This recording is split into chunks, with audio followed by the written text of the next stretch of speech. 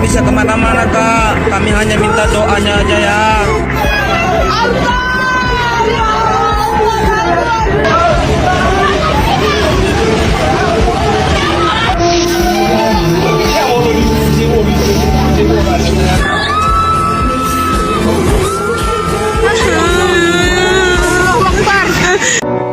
Tapteng Sibolga, banjir gelondongan, dikala sungai jujur mengungkap kebohongan. Banjir bandang boleh datang dari langit, tapi gelondongan kayu tidak pernah jatuh dari awan.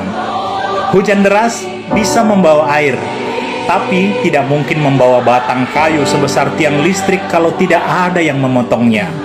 Masuk akal kan? Belum lagi lubang-lubang tambang liar tanpa izin yang selalu mulus menembus perut gunung di Tukka, hingga air bingung mencari tempat berlindung. Akhirnya ia berangkat langsung menyapa manusia yang tak tahu kabar apa-apa. Di saat pemerintah setempat banyak yang pura-pura bingung, padahal penggalian demi penggalian berlangsung di depan batang hidung. Hutan lindung pun memberi kabar kalau ia sedang berkabung dan memberi air langit yang turun untuk dikirim langsung, hingga si Haporas pun tak mampu membendung. Jadi mari kita bicara yang sebenarnya, bukan naskah dongeng konferensi pers ala pemerintah. Lalu apa yang terjadi di hulu sungai Sihaporas hingga gelondongan hanyut? Apa? Hujan yang menebang pohon? Atau angin yang menggergaji batang? Di hulu hutan Abolon Tukka ada batu besar-besar hanyut didorong oleh kayu gelondongan. Siapa yang tebang? Semut atau malaikat sedang praktek tebang pilih? Di hulu sungai Pinangsori menghanyutkan gelondongan. Gelondongan itu bukan ranting kecil, bukan sampah rumah tangga. Itu batang pohon yang memerlukan gergaji mesin, memerlukan izin, dan memerlukan titik-titik.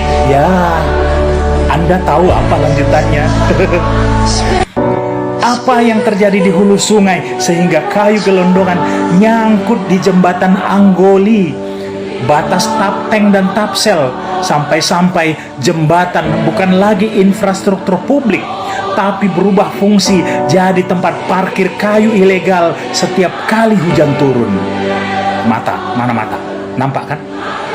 Dan ini pertanyaan yang tidak boleh lagi dianggap sepele.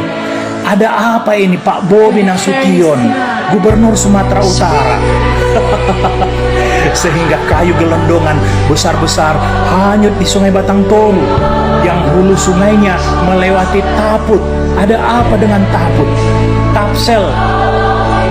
Ada apa dengan Tapsel? Hingga berujung ke Tapteng. Ada apa dengan Tapteng? Hutannya maksud saya.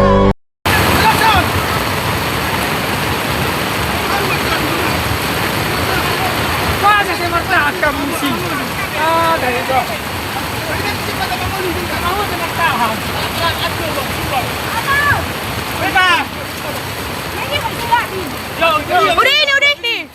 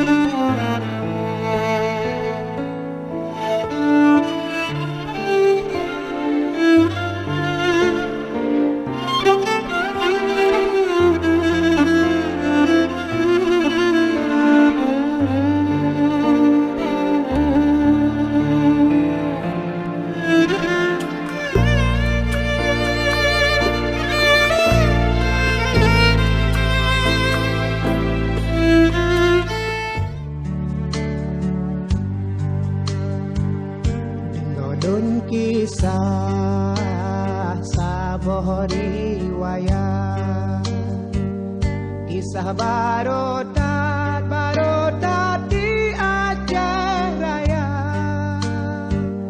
Lam karu Aceh timungon barat non barat, di saboh tempat muno caritra.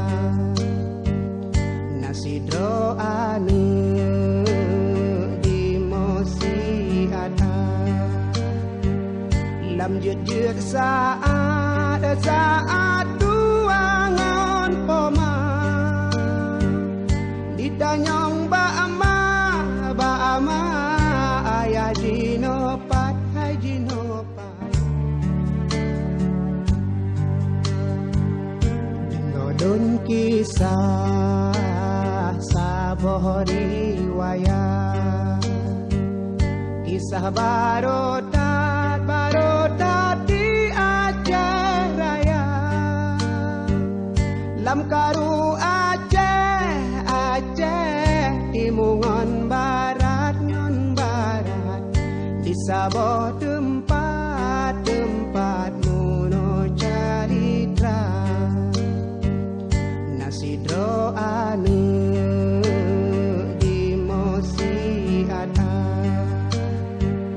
lam jut saat tuangan poma, ditanyong ba'ama ayah jinopat hai jinopat. Ngodon kisah sebuah riwayat, kisah barodat di Aceh Raya. Lam karu Aceh Timungan barat non barat, di saboh tempat muno calitra. Nasi doane di mosi ada, lam jejak saat tuangan poma, ditanyong Ba'ama ayah jinopat hai jinopat di lonarin. Bumi Indonesia sedang tidak baik-baik saja. Di Aceh, hujan yang turun tanpa henti selama berhari-hari akhirnya runtuh menjadi bencana besar. Awalnya hanya suara deras di malam hari, tapi perlahan air dari pegunungan mulai turun, membawa lumpur, batu, dan batang-batang kayu dari hulu. Arusnya terus membesar, lalu berubah menjadi banjir bandang yang melintas seperti tembok air. Tak ada yang bisa menahan, tak ada yang siap melihat kampungnya hilang dalam satu malam. 4 kampung benar-benar hilang. Bukan hanya rusak, bukan hanya terendam, tapi hilang, seakan disapu keluar dari peta. Saat pengumuman itu, Gubernur Aceh sendiri tak kuasa menahan air mata. Dengan suaranya bergetar, ia menyampaikan duka, menyebut bencana ini bagaikan tsunami kedua bagi Aceh. Di Aceh Utara, Sawang menjadi salah satu yang paling parah. Rumah-rumah terseret jauh. Tanah di tepi sungai runtuh, meninggalkan bekas luka panjang. Tak jauh dari sana, Jambu Aye ikut tenggelam dalam gelombang lumpur dan arus deras yang datang tiba-tiba. Di Birewen, wilayah Peusangan tak mampu bertahan dari hantaman air yang membawa material berat dari hulu. Bangunan runtuh, jalan putus, lahan pertanian hilang tanpa jejak. Dan satu kampung lain disebut lenyap entah kemana, hanya menyisakan puing dan garis lumpur di batang pohon sebagai penanda seberapa tinggi air naik malam itu. Di tengah semua kekacauan itu, tim penyelamat bekerja siang dan malam. Banyak lokasi terputus, banyak warga belum tersentuh bantuan, akses jalan longsor, jembatan hilang, perahu karet, alat berat, dan relawan dikerahkan. Medan tak bersahabat, sementara jumlah korban terus bertambah. Ada yang selamat, ada yang masih dicari, dan ada yang hanya dikenal lewat nama di daftar laporan. Namun di balik suara siren dan mesin alat berat, ada kesunyian yang lebih berat. Kesunyian dari kampung yang tidak lagi ada. Tempat yang dulu ramai dengan suara anak, suara azan, suara orang menjemur padi, kini berubah menjadi hamparan lumpur dan air keruh. Di momen seperti ini, kita diingatkan bahwa bencana bukan sekadar berita yang lewat.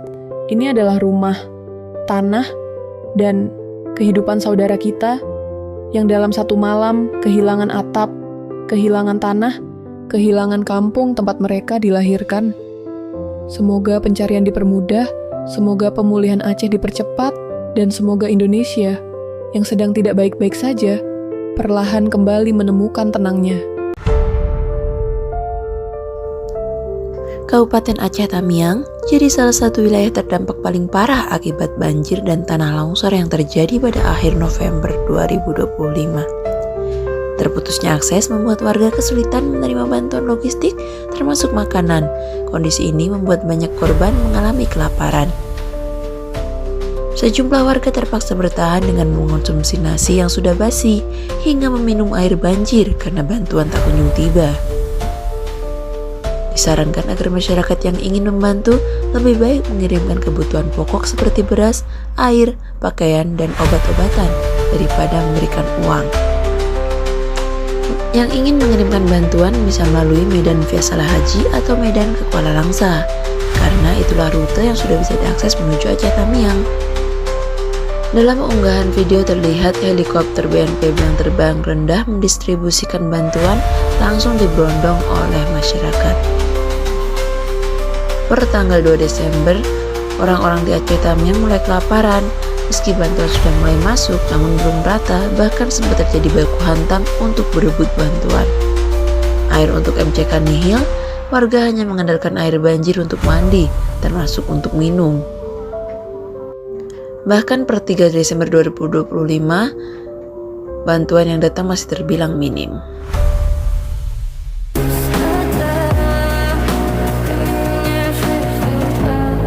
Твой маяк подарил мне боль.